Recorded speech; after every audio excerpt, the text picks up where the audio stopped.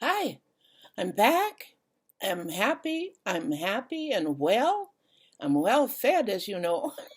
When you get isolated, all you do is think about what's for dinner. But I'm here now, and I want to tell you that I'm so happy to be here and to be able to speak to you. Thank you so much for all of your care and your love and your concerns. Thank you. I have heard from people that you're asking about me. Well, I made it so far.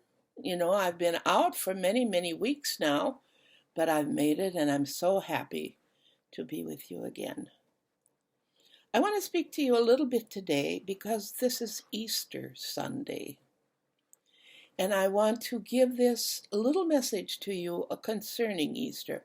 Now, most of you know the historical facts about Easter, how Jesus Christ was killed on the cross and he was buried and a stone was rolled in front of his place, his entombment. And then on Sunday, Mary went to put flowers, to do whatever she does.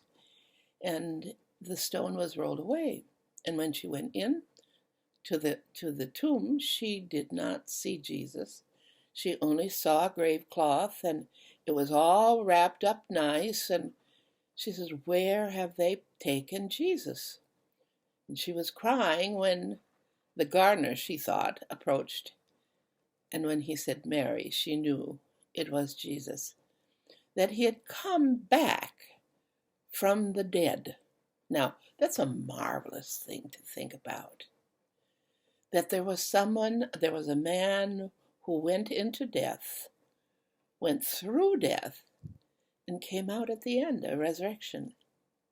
This is why so many people now today are thinking about it. The funny part about it, the Easter holiday, well, any holiday, I would say, is we think about getting together, having a big meal, a good meal, be with family, and especially on this Sunday, church is involved.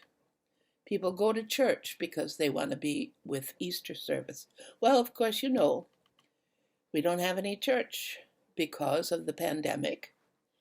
And because the pandemic is there, we cannot gather together except in small groups. But later, more about that. Now let's talk about Jesus. How did he appear when he first came out of the tomb, or when he talked to Mary?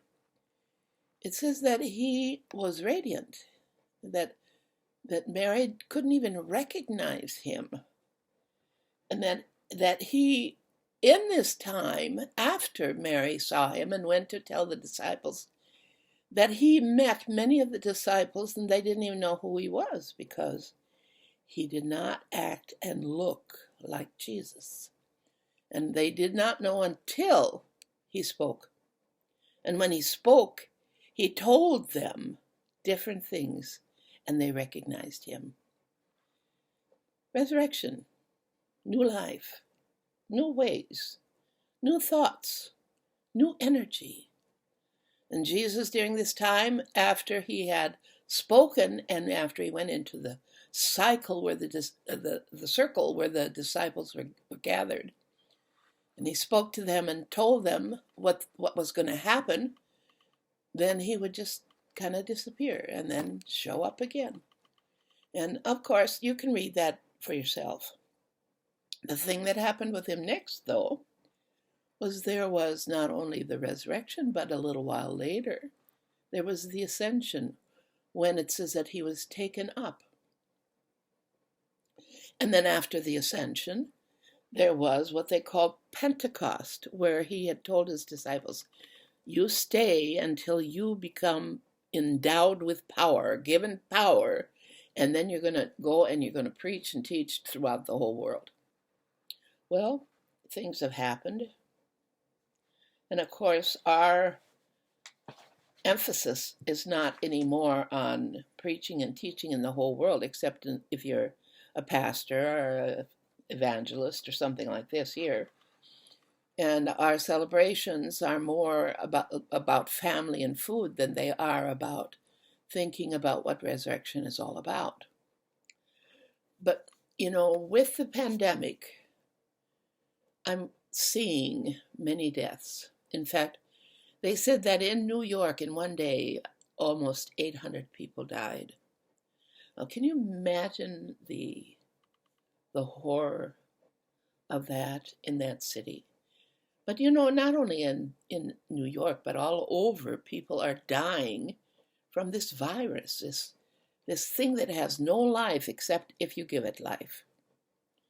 And having to be in seclusion is a good thing because it can't get to you if you're in seclusion, But the thing that is seen here is there's a lot of death.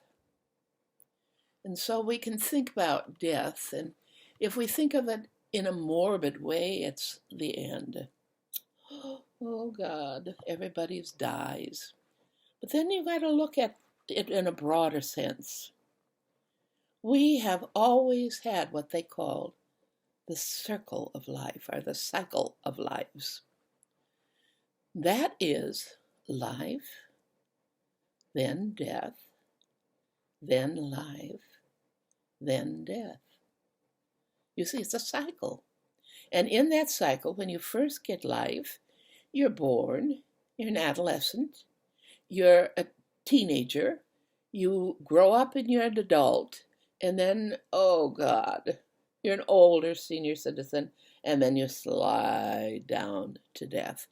Now, if that's the life that is leaving you, and having you you've lived it, it's a sad situation.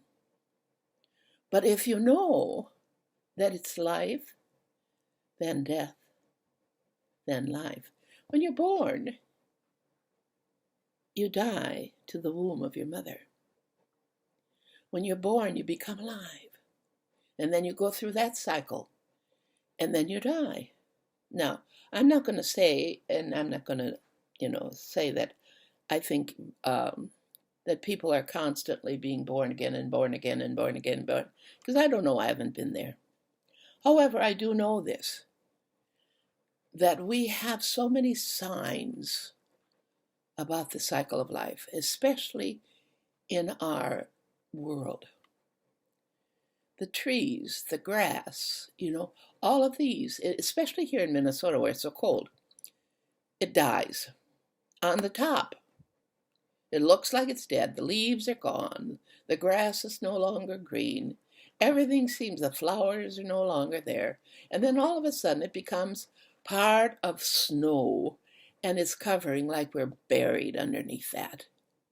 But a beautiful thing happens because in the cycle that the world is going through, or that Minnesota is going through, the snow melts.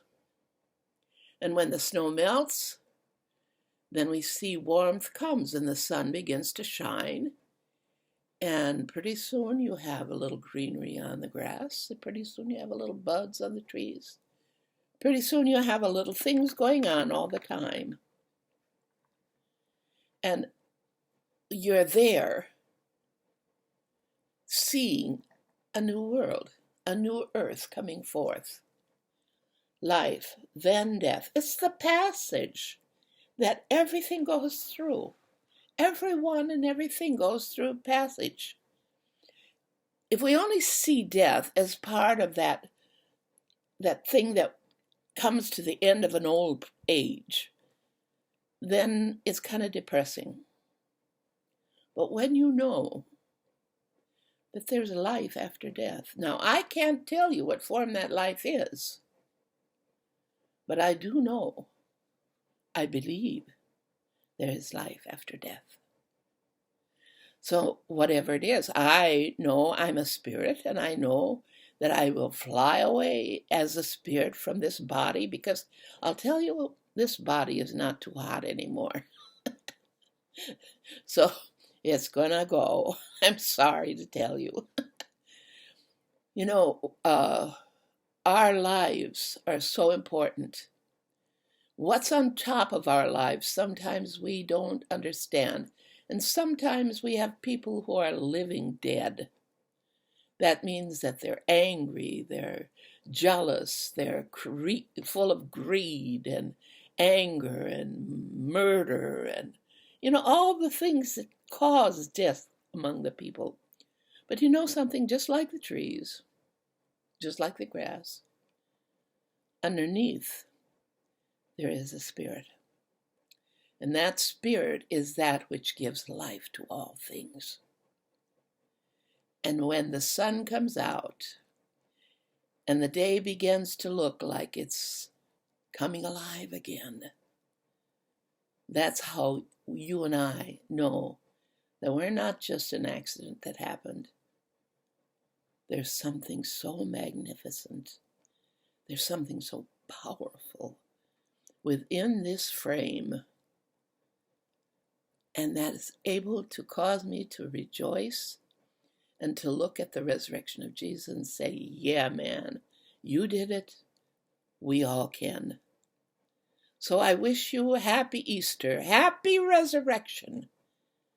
You do what you have to do to grow, to look different, to see things different, to think different. You grow and become radiant, become uplifted, and allow that which you are to come forth. Bless you.